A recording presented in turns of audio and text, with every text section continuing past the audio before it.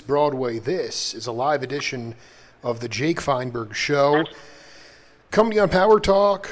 Thank you so much for making us part of your day today. And when the spirits align, they do so in such cosmic ways because, as I've been on the air for 9 years, so many people that I've interacted with and created with, I never really ever physically met in person, but because I've reached out to my elders and people that have been on this planet a lot longer than I have and have dealt with a lot of cultural bias for a lot longer than I have, they were able to tell me the truth about society and the world, and also the love and the healing nature of spiritual music, and they helped me find my voice. And as a result, now it is imperative on my part to go out and find my peers and possibly younger cats who are expressing to attempt themselves in the most authentic way on the bandstand, in solitude, in teaching, and in service of love. And I just recently connected with a complete spirit and a divine woman. She's got her hands in a lot of different cookie jars, but she is looking to inspire, and I couldn't think of a better time to be doing it. Treneti Brown, welcome to the Jake Feinberg Show. Thank you for having me. It's an honor. I wanted to ask you about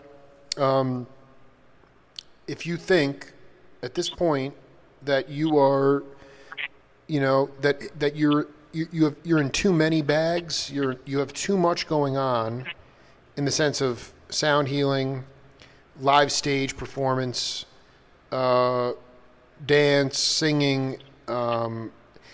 A lot of times cats would say, like with an instrument, if they played guitar, for instance, but they also played banjo and 12-string and sitar, and after a while you get to the point where it's like you play 8 or 10 different instruments and you're kind of mediocre at all of them instead of really honing in on one that you can really craft. And I just wonder if you think that because you are somebody who is looking to inspire, do you bite off more than you can chew, and you find yourself only being mediocre in all your crafts?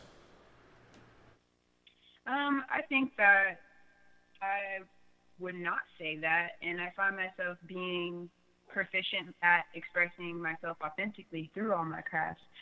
To understand who I am as an artist, you have to understand how old I actually am and how long I've been creating. And so a lot of people see me and they see the youthfulness in my face and they figure that I'm in my early 20s or something like that. And that isn't true. And I am actually 30 years old, and I've been a professional artist since I was 11. And to truly understand the nature of all of the throughout my life and how long I've been honing in on my channel as a clear and open expresser of God's light and energy and life force energy. And when you understand that depending on the message that is wanting to come through, there's going to be a different medium and a different outlet that wants to come through us. Now, as far as choosing the linear path of what people think that you need to do, people think, and this is very dogmatic thinking, I believe, when people are like, you have to choose one thing, you have to focus on that and get good at that and abandon all other ways of expressing yourself, and then you'll be a master at that one thing. And the thing is, like, the only thing you can be a master at is your energy.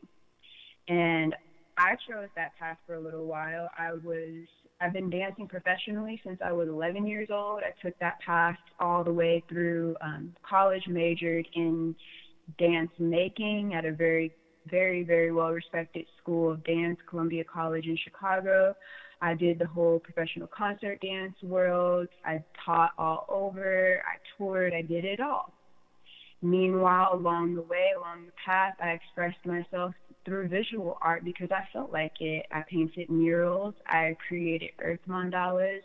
I did whatever spirit was calling forth for me to do, and all of those creations were beautiful, and all of those creations were great, and all of those creations were well received by the community.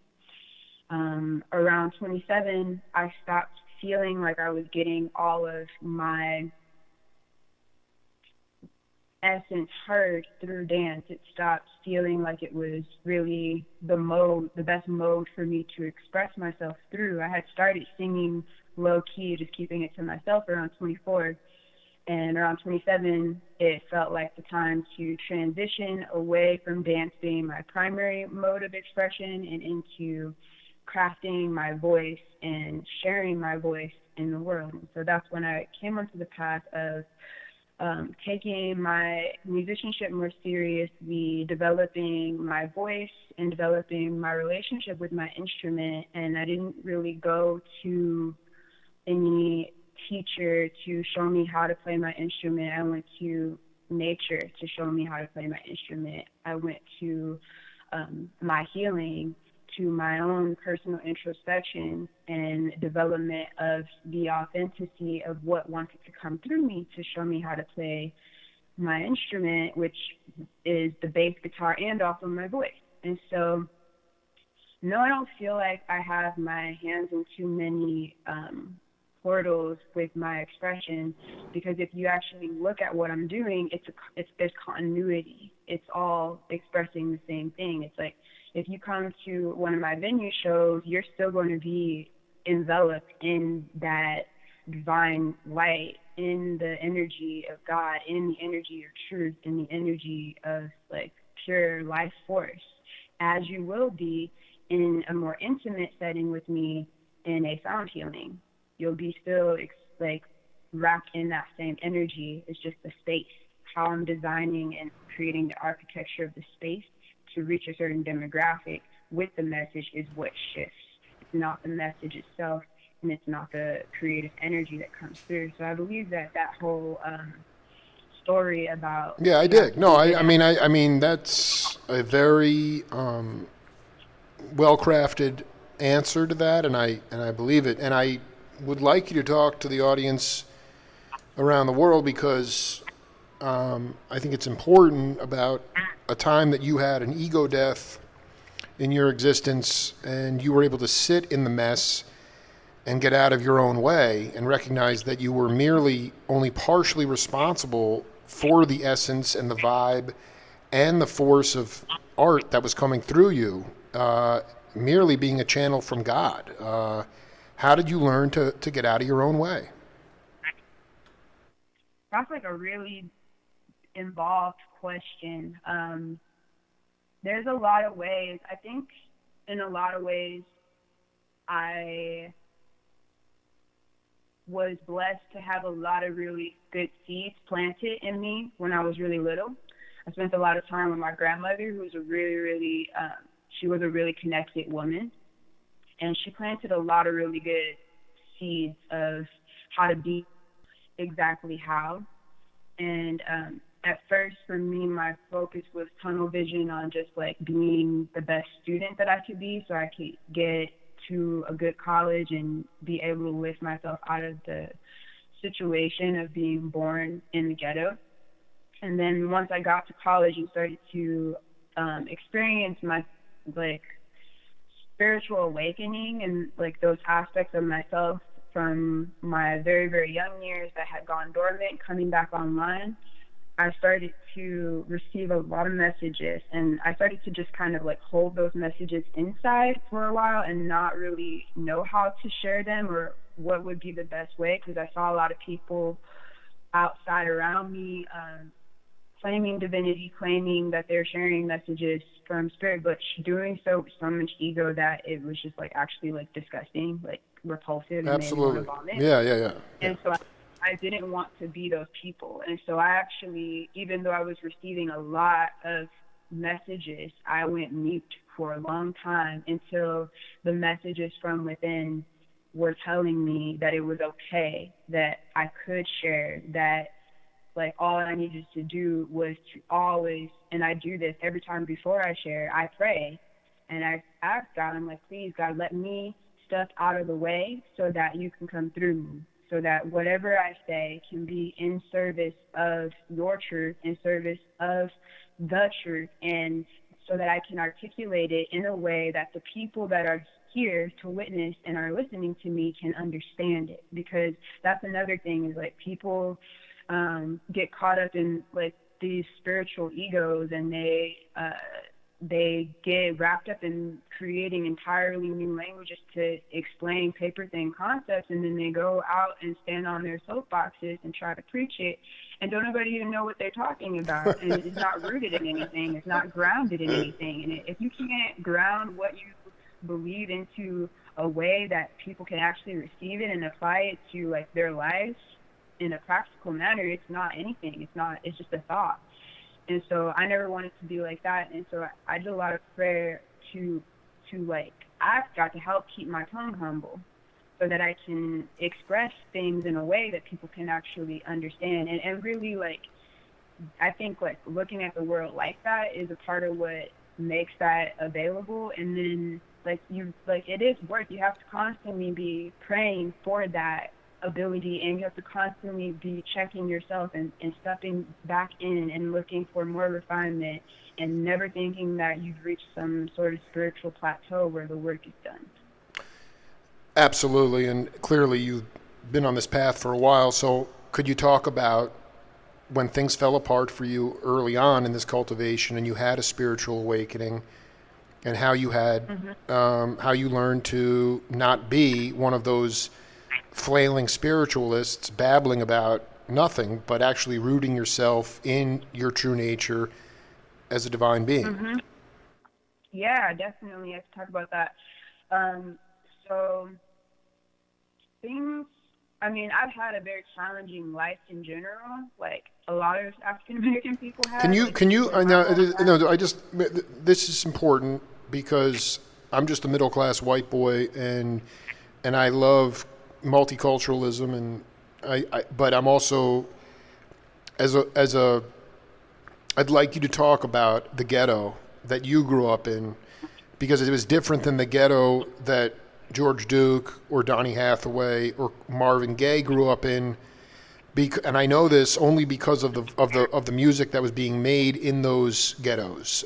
It was actually one of hope, one of accountability, and basically, I've talked to all those cats, and they all. Well, I haven't talked to those, but I mean, I've talked to George Duke, and he talked about, if he screwed up, he was liable to get whipped by the neighbor's parents before he even got to his parents. So I've just seen the messages coming out of the ghetto getting more and more darker, and I want to know what the challenges were for you in your ghetto. Yeah, I can talk about that. And the reason why there's a difference, and even now, what I grew up in, what was that, like in the 90s, is different than what's happening there now. And I can't say that I'm fully aware of what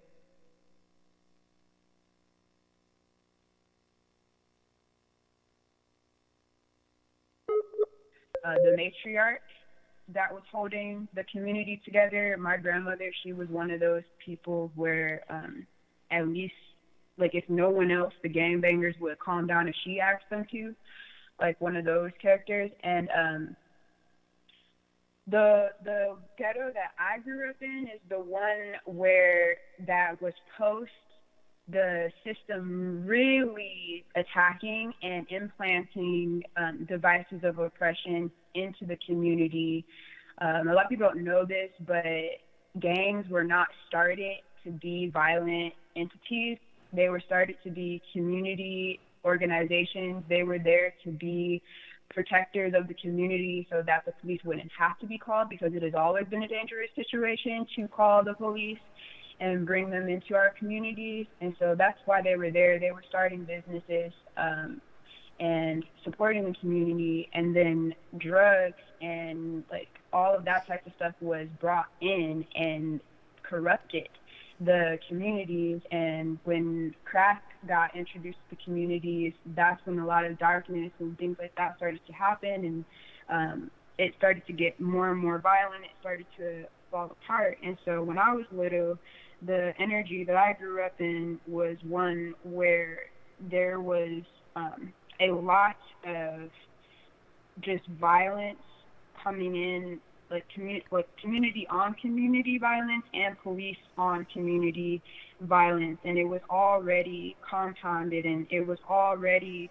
um, messed up to the point where like the the music industry people who have their pockets also tied in with the prison industry had taken hip hop and made gangster rap and started to push that consciousness of it's cool to be violent, it's cool to be disrespectful to women, it's cool to not care about anything but like selling a bunch of drugs and getting money and how many times you got shot, and started feeding that programming back into the youth, which is not true, which is not what we are about, but they started to create that and feed it back in, and the only way that kids were thinking that they could get out was to either exploit themselves and become like the next coolest big drug dealer gangbanger, or to become some sort of exploited I dig. gladiator, which Yeah. is a basketball player or a football player. And so the energy that I grew up in was pretty much like the beginning of what we're now experiencing as the end, like this really, really intense darkness. And now there's even more dark energy where there's like even I've recently heard about this new genre of music called like Satan rap. It's like satanic rap music. I don't even know like why that exists, but it's just like amplifying the darkness, and it just feels like there are some energies out there that want to literally see those communities destroyed. And so, anyways, I do want to answer your original No, question. no. Listen, there's no. I want. This is you're really articulating, and this is like stream of flow. So everything will always come back, and we will be able to finish these things up.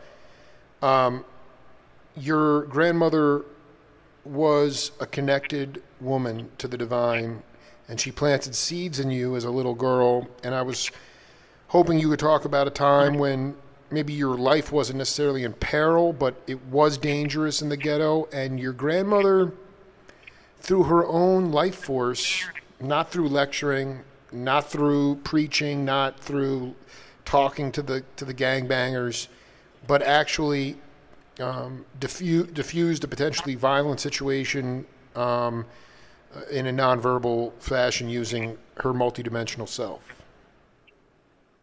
I mean, this was a different time. And like my grandmother, she was one of those people. This energy like barely exists anymore. I don't see it. She was like a big mama. She was like a community matriarch, and so Exactly. just her presence, just her existence was enough. Like I just witnessed a lot of times where they would intentionally like move, like if they started fighting or something, one of the like members of like those like the gang or whatever would be like, yo, like get away from Ma Brown's house. You can't do that in front of Ma Brown's house, and they would move away from in front of her house, and they would. It was like something that she didn't. She respected them, and if anybody was hungry and needed food, they knew that that was a place that they could come. And she was a nurturing character, and I honestly think that that's what we need in our country now more than ever. Is like we need governance that comes from like big mom and grandmother energies, and to bring more of that wisdom and that like just heart reverence and respect back to people, because people don't respect each other and they don't respect their elders, and we need to start to fix that. What, this is just a sociological question, and if it's, I apologize if it's not articulated appropriately, but in these recent protests, in the wake of George Floyd's death and so many other men of color who, or women of color who have perished because of injustice or brutality and at the hands of law enforcement, it's interesting because I try to basically stay unplugged from it all, and but what I've heard and noticed is that a lot of the daytime protests and marches have been led by women, and they're very peaceful, and they're very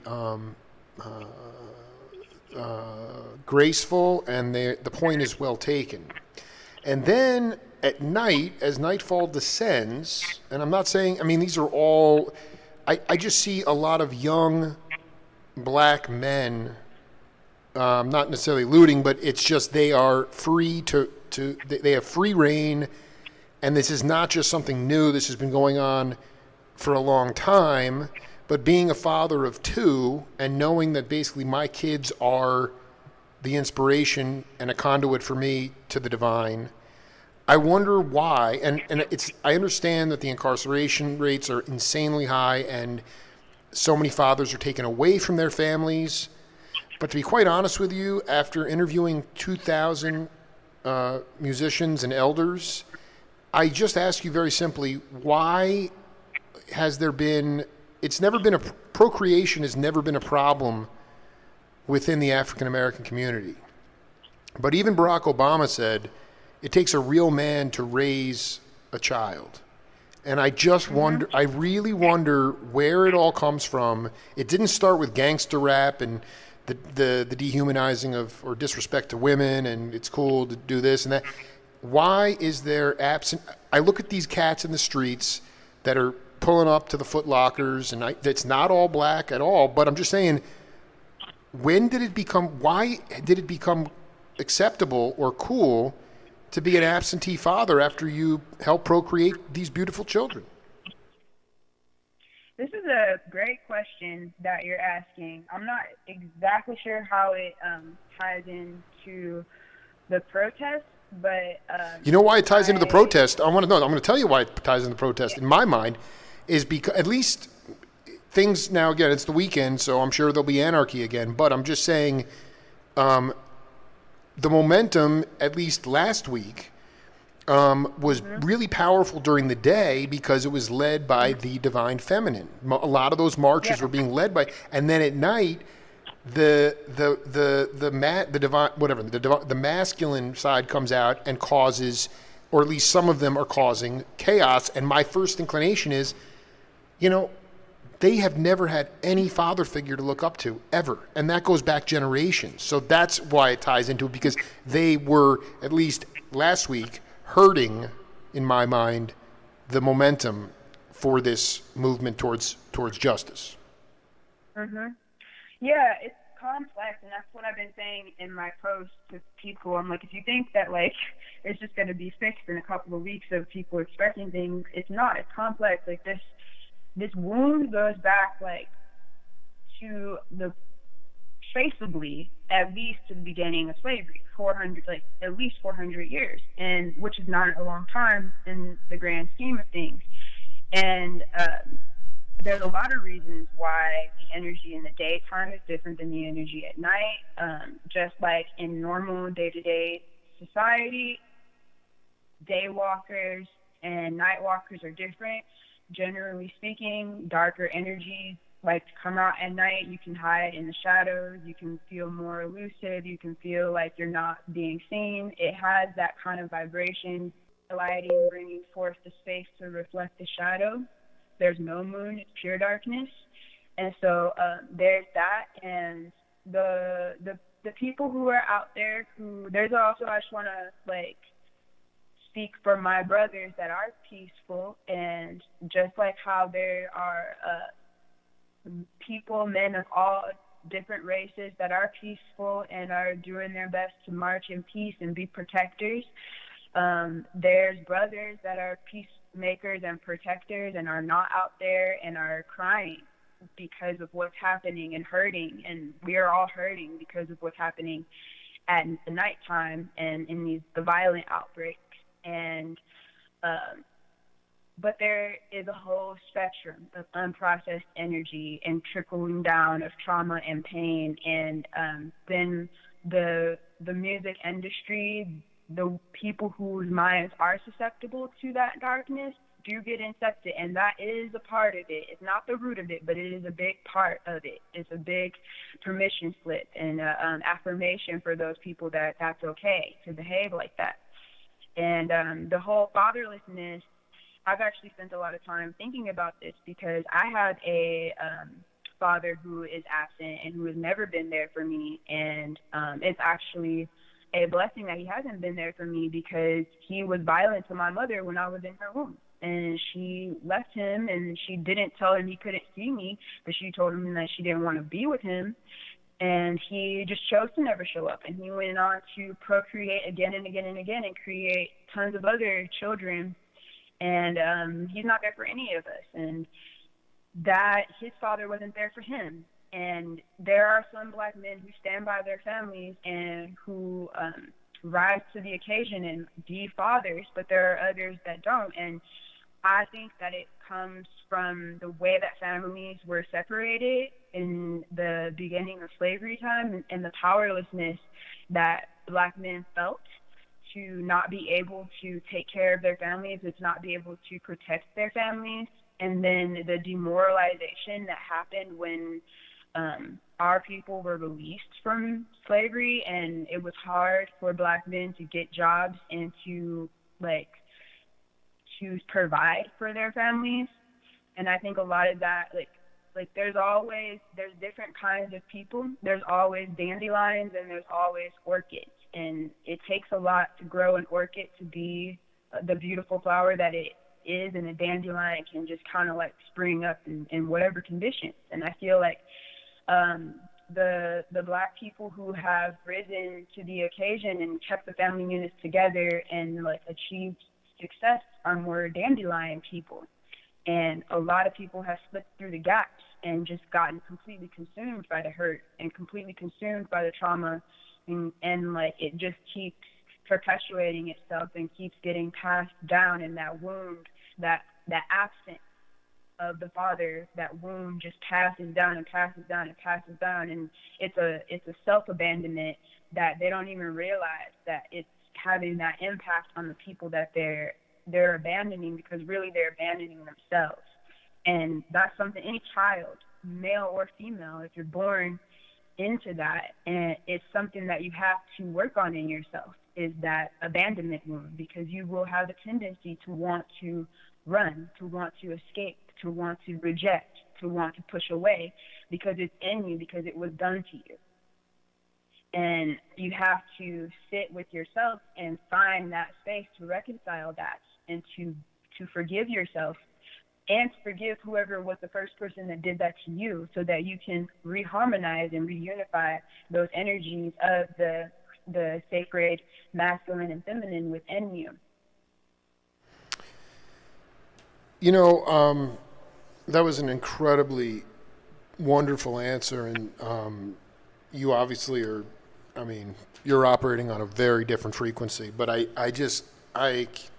I wonder about, a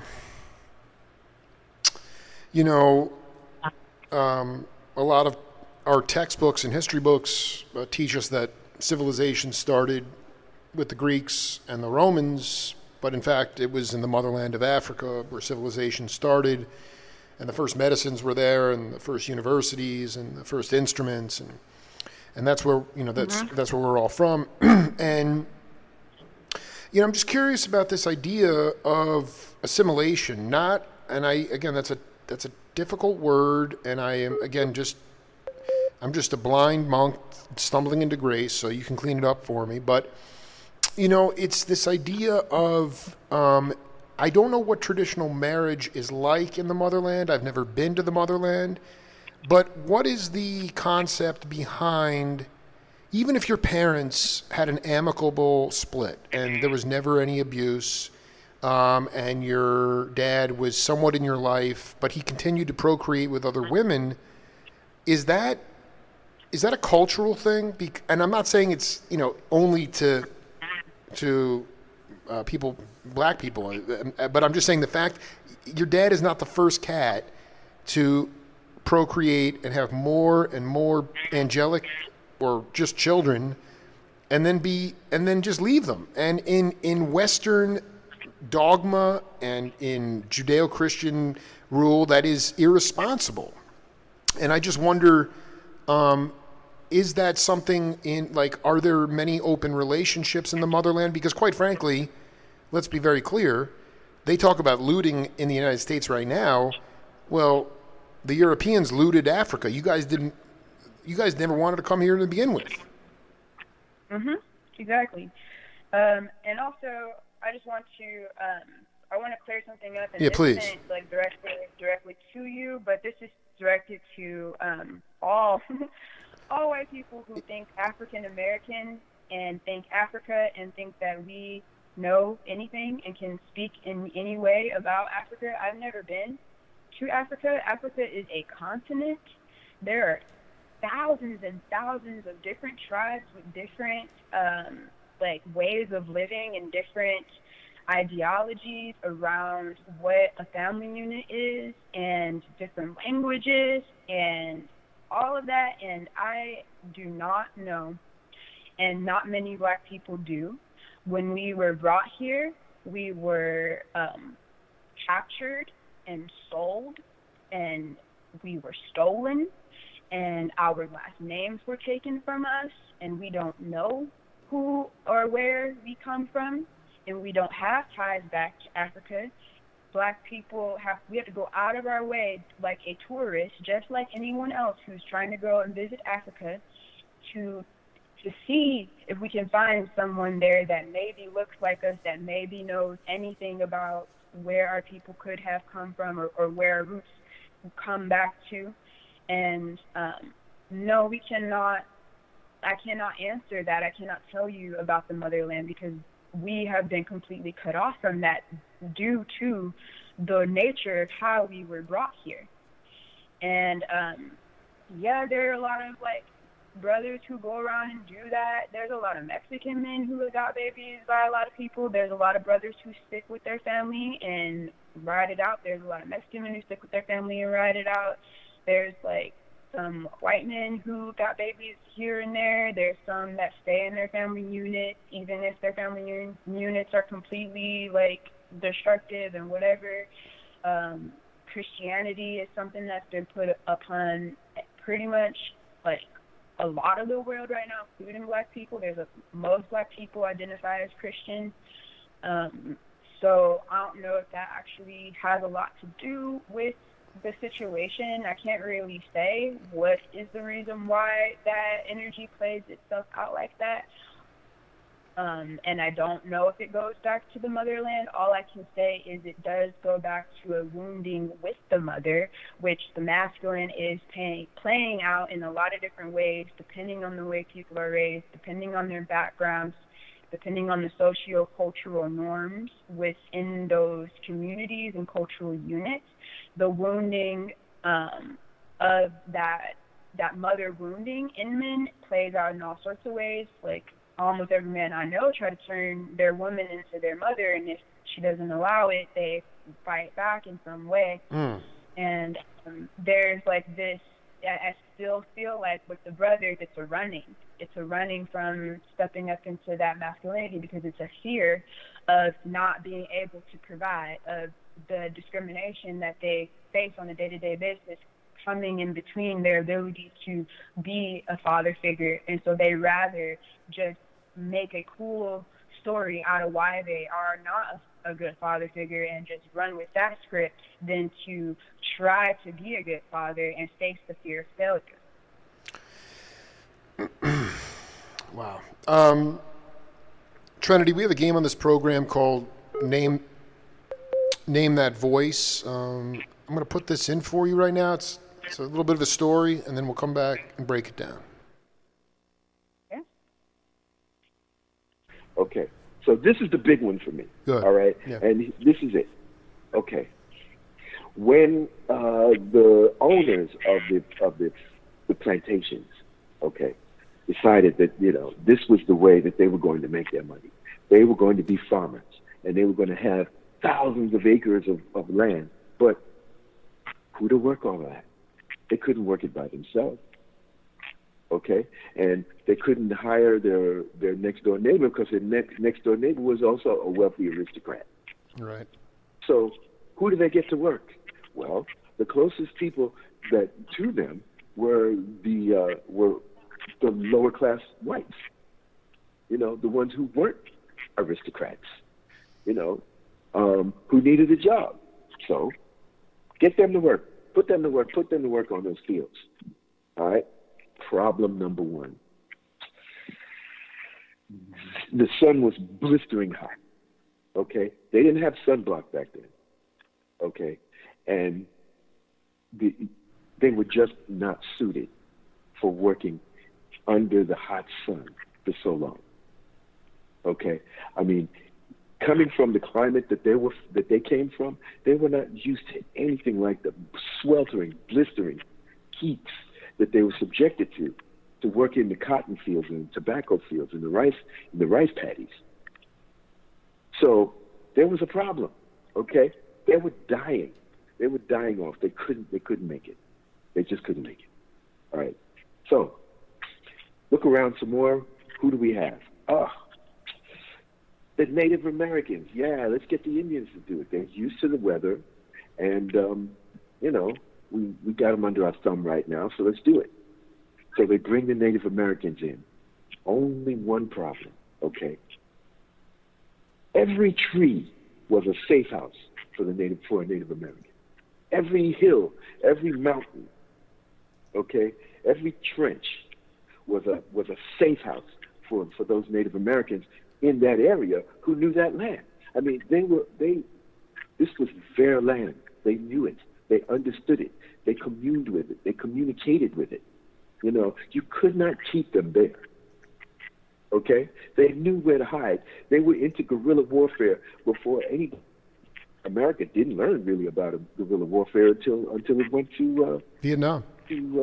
Vietnam, yeah. Okay, so that wasn't going to work. But there was another thing.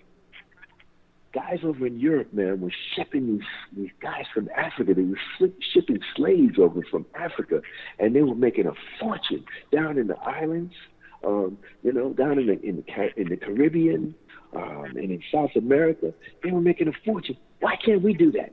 Let's do it. Let's get these Africans in these ships over here and start working them. Okay, because here's the thing. Get them. They're all from different areas. They speak different languages, different tongues, and different dialects. Okay, they're well suited for the heat. Okay, and they have no idea where they are. Perfect. Let's get them. So, slave trade began. They started shipping over the slaves to work, the Africans to work the fields. But there was a crossover. There was a time where forget the Indians, they were gone. Right. Okay, they were out. But there was a time when the European indentured, what they called indentured servants, okay, were also working alongside the African servants. Okay, and the reason I say what we have to understand is that indentured servitude meant that, okay, yeah, you weren't getting paid, okay, to do the job, but there were two things that could happen to an indentured servant that would not generally happen to a slave. First of all, an indentured servant worked for a certain period of time. Okay, it was like a prison sentence. After your time was up, you were free. Okay, and the other thing is that once you were free, your children, there was no stigma attached to being the child of an indentured servant. Okay, because who knew? Nobody could really tell. There was no way of telling. Okay. However, as an African servant, as an African slave, there was no possibility of you gaining your freedom under ordinary circumstances. And second of all, your children looked like you. So it was common knowledge that you had to have not come from here, you know, and you have not come from, you were obviously a descendant of an African. Right. Who at some point was a slave. So you were always marked with that just by your appearance. So it's very easy to keep track of. They were very easy to keep track of. And because they were easy to keep track of, they were also easy to compartmentalize. Okay. Socially as well as physically. So what happened? The indentured servants and the slaves were working on these plantations for these rich, wealthy aristocrats. I think they were. I think he said that there were maybe 200, like early in the late in the 18th century into the early 19th century. There weren't that many, in other words. Okay, Right. and they were wealthy beyond belief already, and they were getting to be more wealthy because of the crops that they were growing. Um, they were both being treated very poorly. Okay, so much so that they used to talk about it. They used to get together and say, "Hey, wait a minute, hold on, just a minute, okay? They're doing the same. They're doing the same thing to us. All right? Maybe you're in the house, or maybe you're in the field, or whatever. But you know what? These guys have got their foot on our back, and we need to take our freedom back." And they got together, and they started organizing against these wealthy landowners. Okay? It was at that point that there had to be a strategy, because out of the few rebellions, the few interracial rebellions that occurred, it became obvious to the wealthy aristocrats, that they were going to have to divide and conquer. They were going to have to set indentured servants from the African. Okay. I just want to be clear. In my own, so indentured servants could not include anybody that came via diaspora. These were white. It could, but basically, I'm sure under extraordinary circumstances, one could become an indentured servant and be an African descendant of an African. Right. Right. But that was primarily a role that had been fulfilled by Europeans who had been either were in a class that was needy, or that was dependent on the upper class. I got it. Yeah. They were convicted of some type of crime. This is what my understanding. And so these aristocrats they divided them, right? Divide and conquer. They were able to. Yeah, I mean, so how do you do that? I mean, what does that look like in a real world situation? What if you want to divide two people who are in the same, basically the same class? How do you do it? You have to find something. You have to find a dividing point. And the most obvious point was color. The most obvious point was physical appearance. Mm-hmm. So, I mean, you look at an African, you can tell he's got a different skin color, he's got a different nose, he's got different hair, And then the white indentured servant, they have different eyes, they have different nose, they have different hair, they have different skin color. Okay, so this was the most obvious thing to use as a dividing point. Now, how can you amplify that division? Well, let's see.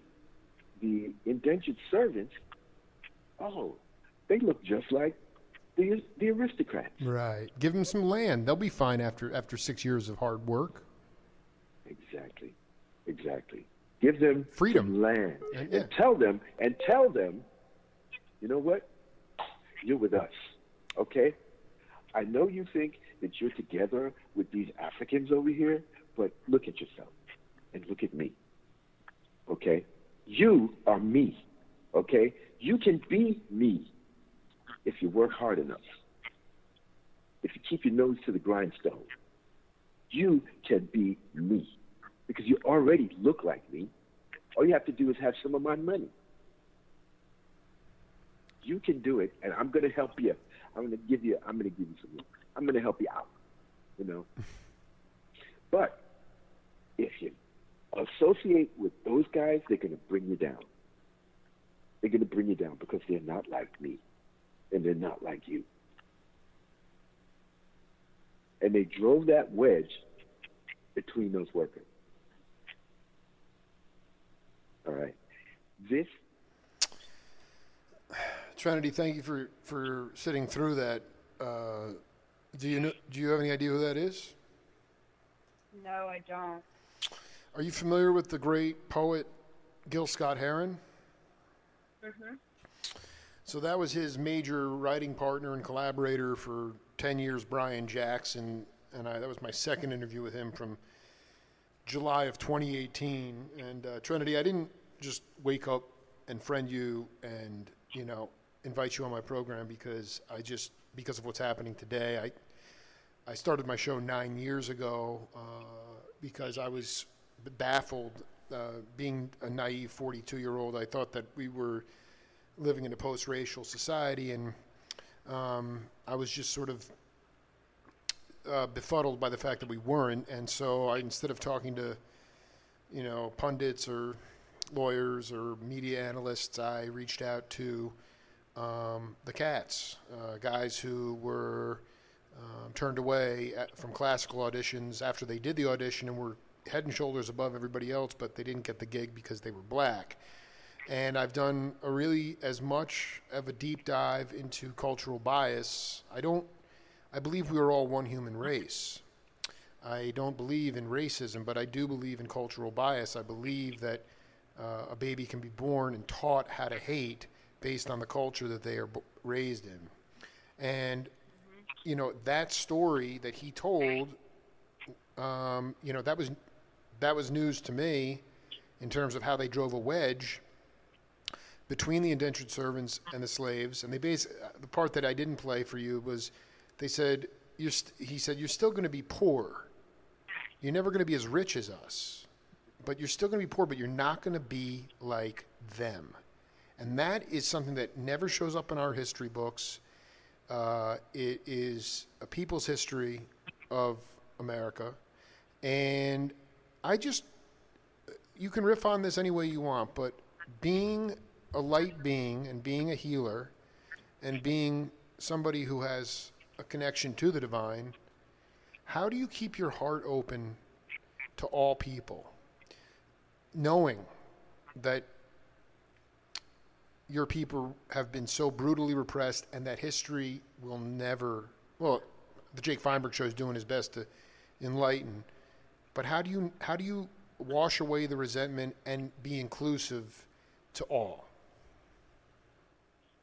Because I was fortunate enough to be raised to be inclusive to all. I was fortunate enough to be raised in a family where we have always celebrated when people of our family have fallen in love with people from other races, and we don't look at people by the color of their skin. We look at them by the quality of their soul.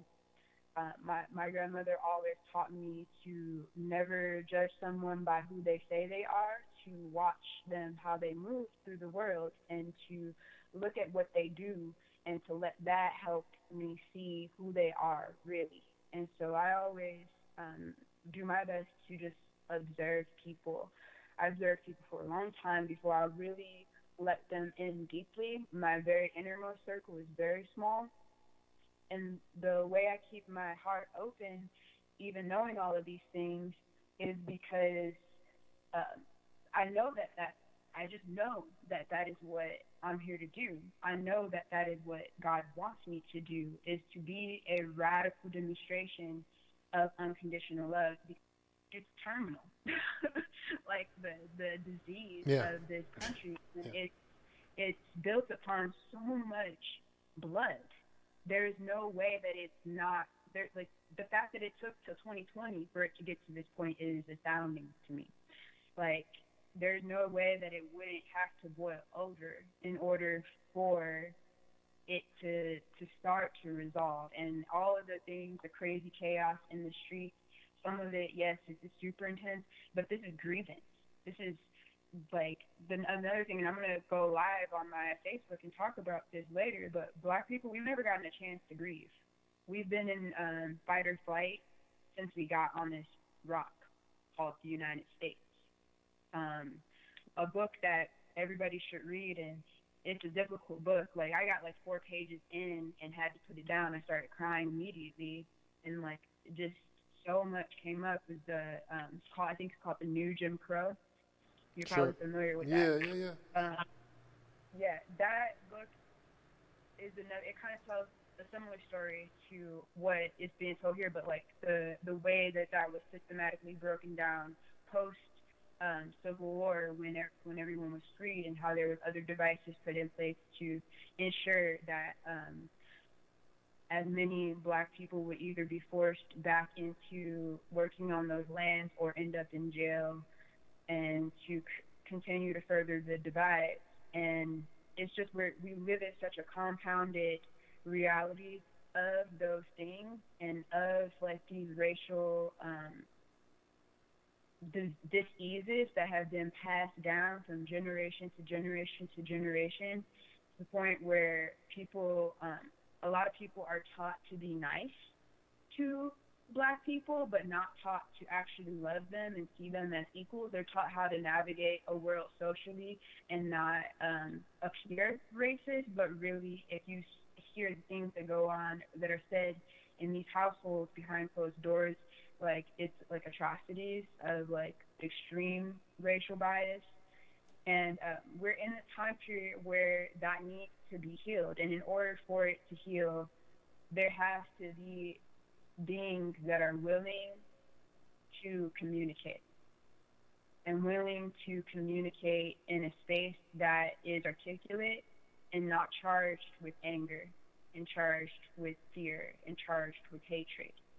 Because there are some who are waking up and realizing that they have been lied to their whole lives, and that they have lived and walked a blind man's walk. And even those who think that they've been on a spiritual journey are realizing they've been on a blind man's spiritual journey, and they're ready to learn, and they're ready to listen, and they're ready to come to harmony. And if there is no one there who knows both sides of the spectrum and can articulate what's happening from a space of pure love and balance, then we will never get to the next destination. We will never cross the threshold into a more harmonious existence. And so I'm just blessed that I spent so much time with my grandmother. My grandmother was born in 1920. She was born in Mississippi. She was born on a like plantation. I forget the name, what they called them. It was like some dumb name, basically like sharecroppers or something, but it was basically like one par above slavery and indentured servitude. They were not really making anything, but that's where she was born. My grandmother's a really unique genetic entity. She was part Native American. I went and did some research, Choctaw Native American, part African, and part Irish. And so the kind of That's beautiful. racial Yeah. Well, I mean, that's like really cool. That's really beautiful. Yeah, it's beautiful, but also like all three of those demographics of people in Mississippi at that time were not. No, no, no, yeah, it's easy to sit here and at that time Yeah. it was not good. Yeah. Yeah. So she's strong, and she went through a lot to be who she was, because when you're, especially in that time when you're mixed, like pretty much don't nobody like you. The people that you're the races that are within you, they don't accept you because you're not like purely one of them.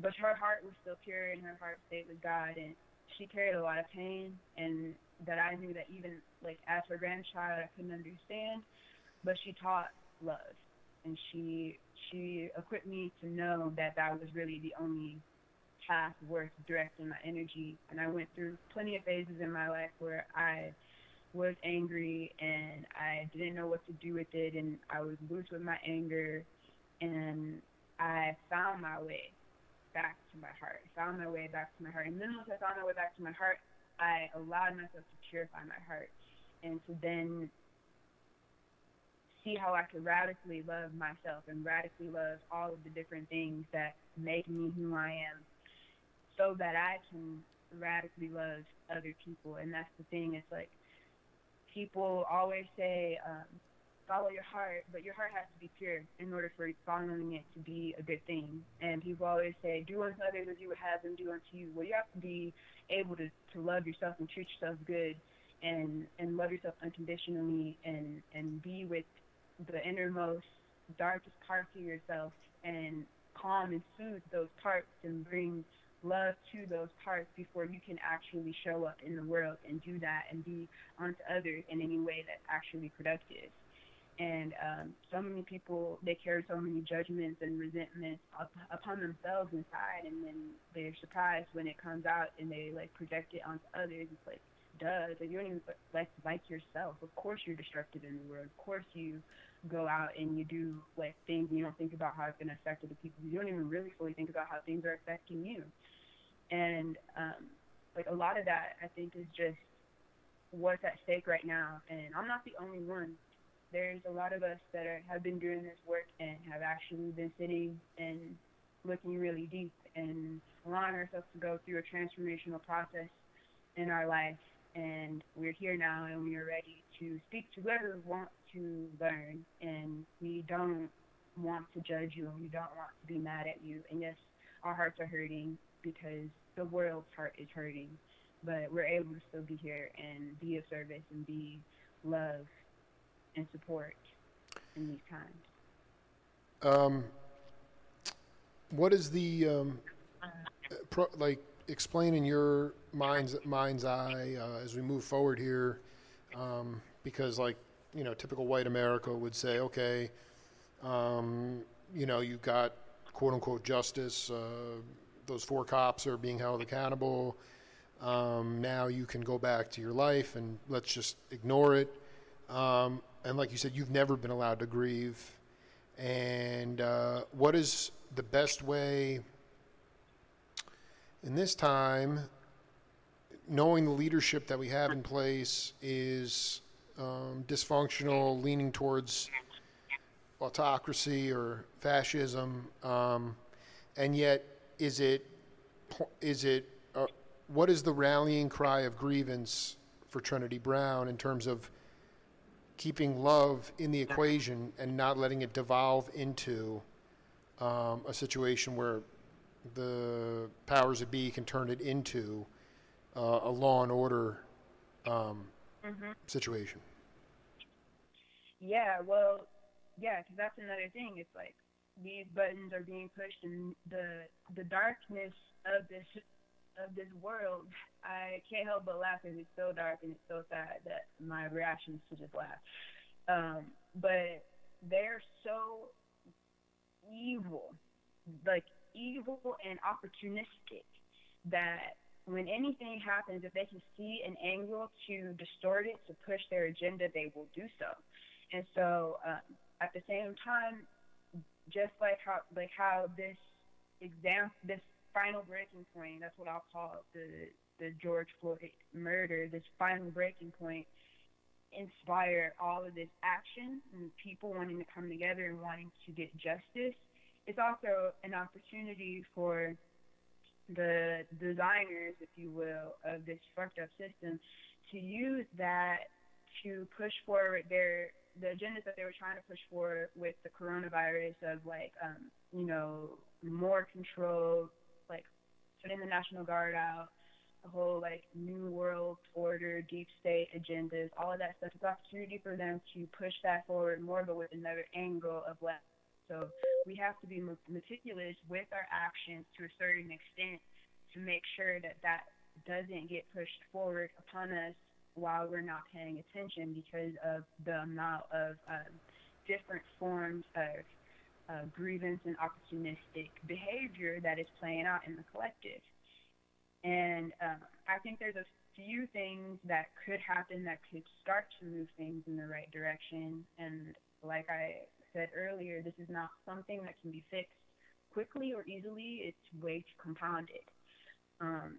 But a couple of things that could happen that could be helpful is thing one is shifting the whole entire structure of our policing system, because arresting four police officers is not going to help anything. And the way that the police officers are trained, they are trained to certain triggers go off in their environment, certain stimuluses, they see certain things in the same sequence, and then this it like launches this button in them, and they respond in this way because they're literally like programmed to respond in that way.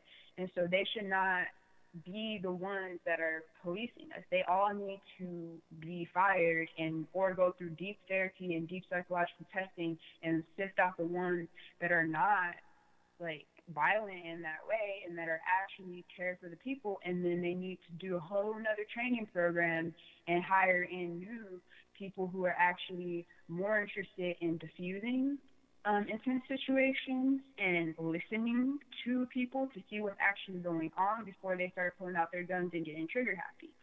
That whole system needs to change in order for there to be actual, I think, feelings of safety in our community, because we know that it's not just a few white cops. Like, it's a whole entire system of the police force where you don't know, like, just like we ain't happy to see a black cop pull up, we ain't happy to see a Mexican cop pull up, they're all the same.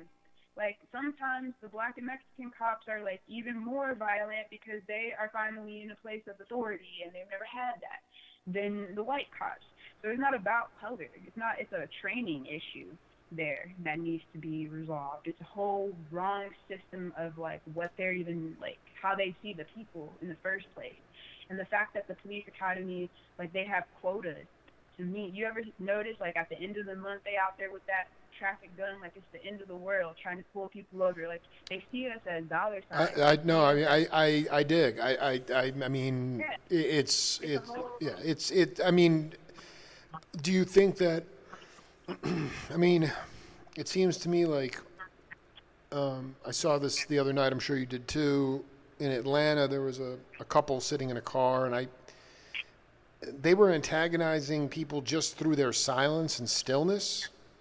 And the next thing you know, the cops break the window, and a black cop was like, I mean, he was screaming at the guy to get his hands out of his pockets, put him on the wheel.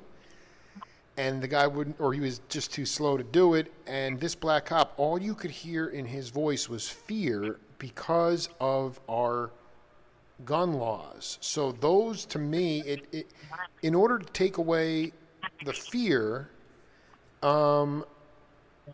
it has to be part and parcel with incredibly stringent gun laws, because people they don't trust. They don't know who has a gun anymore. They don't, and even, I'm not saying it's going to be a panacea, but it seems to me that along with, if you want the police, some people are not equipped to be police, and they are hiring people that are not capable of doing the job, and other people that are corrupt or whatever, and there's good people that are doing the job as well. But don't you believe that the gun laws have to change as well? Because what I heard in that guy's voice the other night was complete fear, because he assumed that somebody who wouldn't who wouldn't listen to him had a gun. Yeah, I mean, that I do feel like our gun laws are not in service of where I feel like guns are not necessarily violent, but people are, and therefore having them isn't necessarily good. But that's going to be a very long not wanting to give them over under any circumstances, and it's going to take a while for trust to be rebuilt. There's another thing that I think should happen and is long overdue, and at the very least, my grandmother should have been the generation to receive this. But like reparations, like, I feel like that is it's not gonna like completely heal it, but that would be a form of a peace treaty that could really be helpful to our people in this time, because it would be different if it was never promised. It's something that was promised but never followed through on.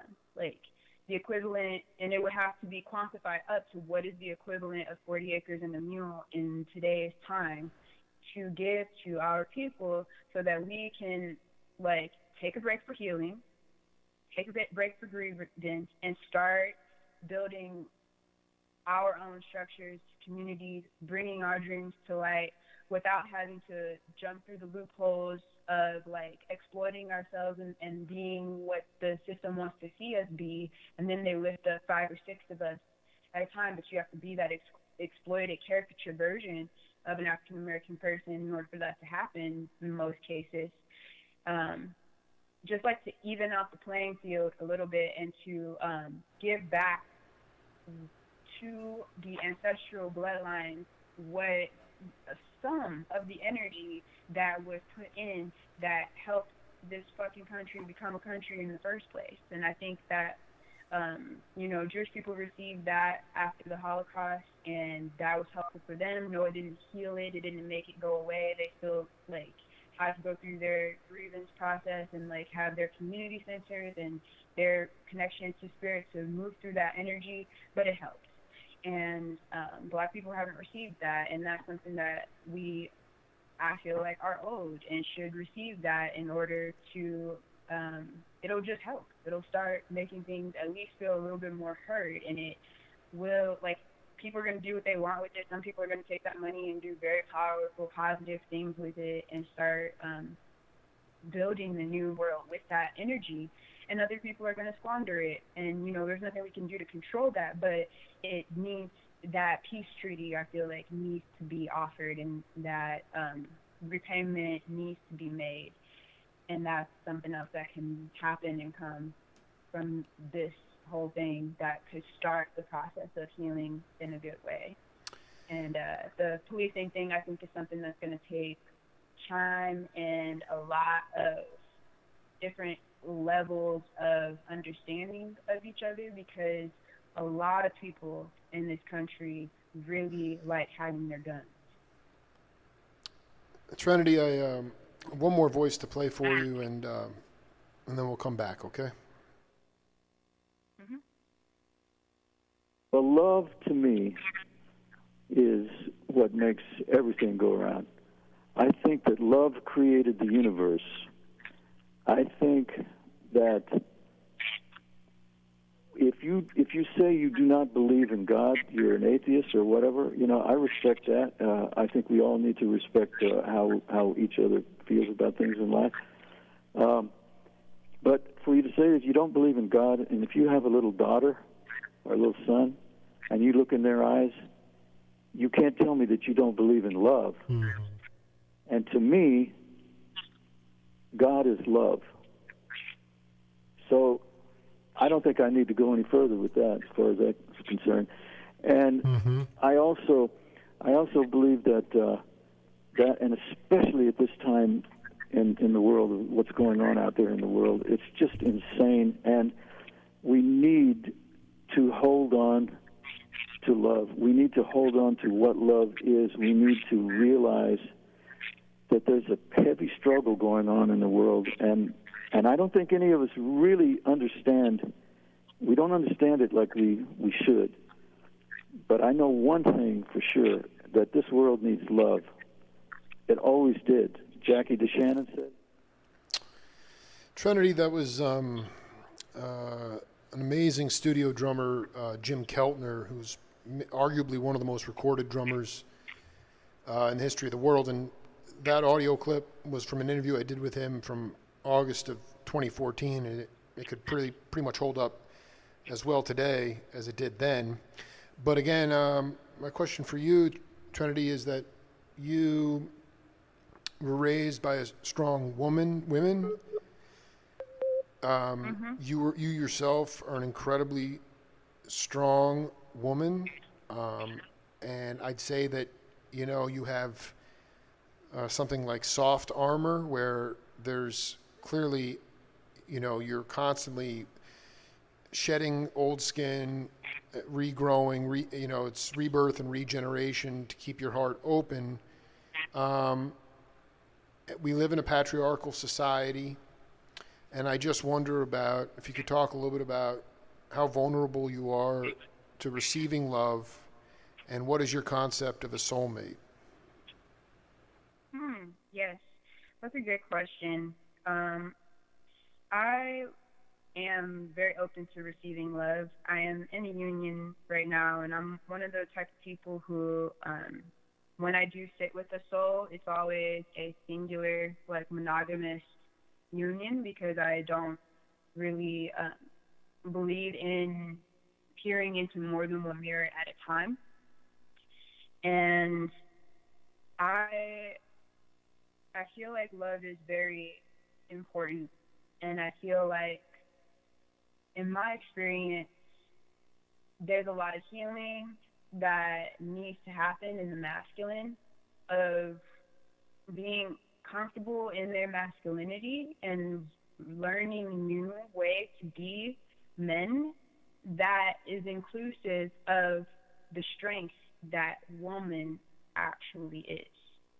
Because what I see over and over is men that are attracted to strong, powerful women, but crumble in the fears of inadequacy that come up when they try to union with strong and powerful women.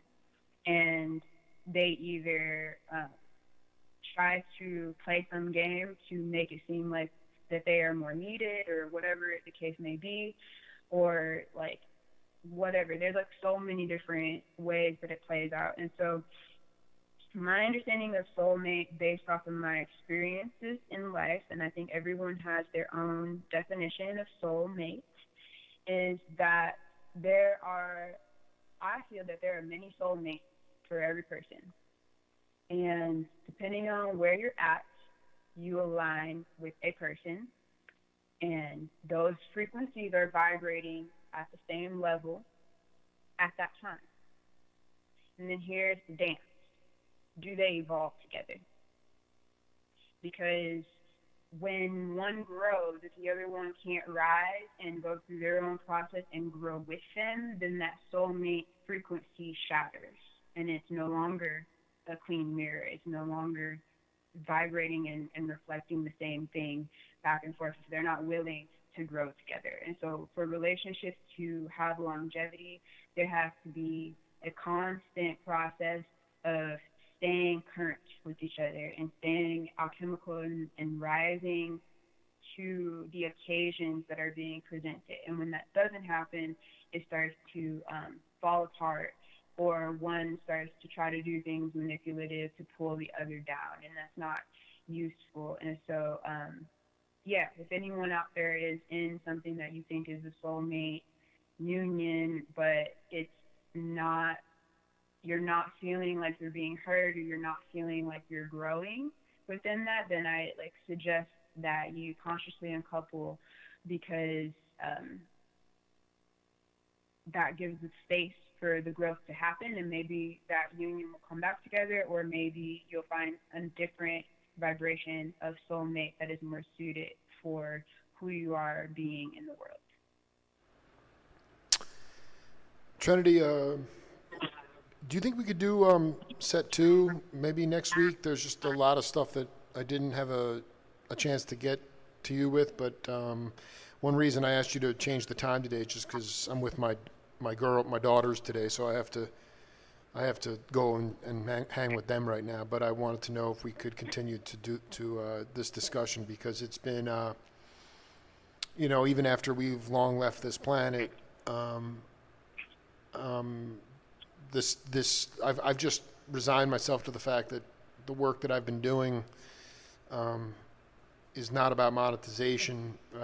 It's about the soul, and it's about leaving a legacy that will carry on long after I'm gone. And based on our transmission today, it's very evident that you will also transcend the cycle of birth and death, and your essence will carry on long after you've gone.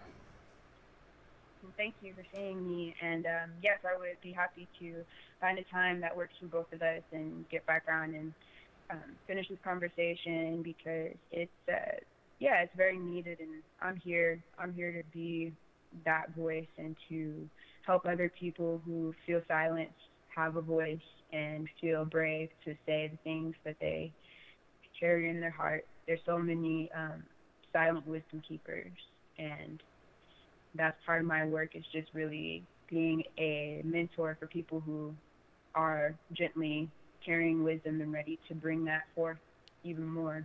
And yeah, I'd be happy to get on again and see what else wants to come through. Bless you, my friend, and continued. Thank you for healing me, and I'm very humbled to connect with you. And have a beautiful and blessed weekend. Thank you. Thank you so much. All right, bye bye. Bye. That's it for the Jake Feinberg Show. More healing to come. We'll see you later.